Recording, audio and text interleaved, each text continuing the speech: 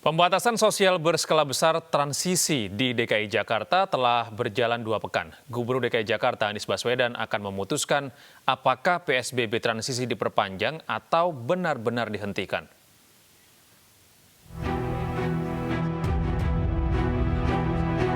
Pemerintah Provinsi DKI Jakarta resmi menetapkan PSBB transisi sejak 5 Juni lalu. Dalam keputusan gubernur tersebut, jika dalam masa transisi selama 14 hari tidak terjadi peningkatan kasus COVID-19, masa transisi kembali dilanjutkan 19 Juni hingga 2 Juli mendatang. Namun masa transisi bisa dihentikan jika terjadi peningkatan kasus baru secara signifikan berdasarkan hasil pantauan dan evaluasi gugus tugas percepatan penanganan COVID-19 tingkat provinsi. Hingga saat ini, ibu kota masih menjadi wilayah paling tinggi dalam kasus positif virus corona.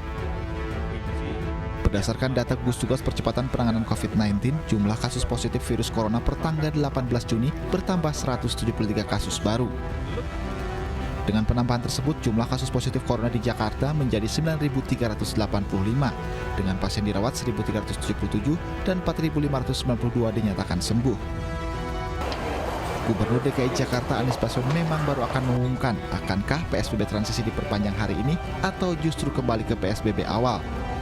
Pada saat berkunjung ke pusat perbelanjaan 16 Juni lalu, Anies mengungkapkan hasil evaluasi PSBB transisi dalam 10 hari terakhir. Mungkinkah kita kembali ke masa PSBB? Tidak ada kemungkinan yang ditutup.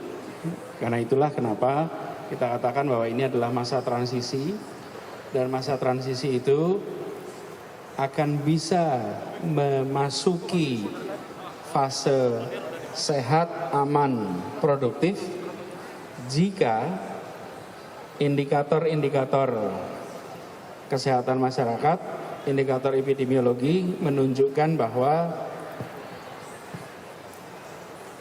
adanya kegiatan ekonomi, sosial, budaya tidak berdampak negatif kepada keselamatan warga. Sejauh ini, di dalam evaluasi selama 1 minggu terakhir, 10 hari terakhir, indikator itu tidak nampak. Artinya kita sekarang bisa berkata bahwa selama 1 minggu ini tidak ada tanda-tanda yang menunjukkan kita akan kembali ke PSBB. PSBB transisi meliputi bidang tempat kegiatan ibadah, fasilitas umum, kegiatan sosial dan budaya, hingga pergerakan orang menggunakan moda transportasi. Tim Liputan iNews melaporkan.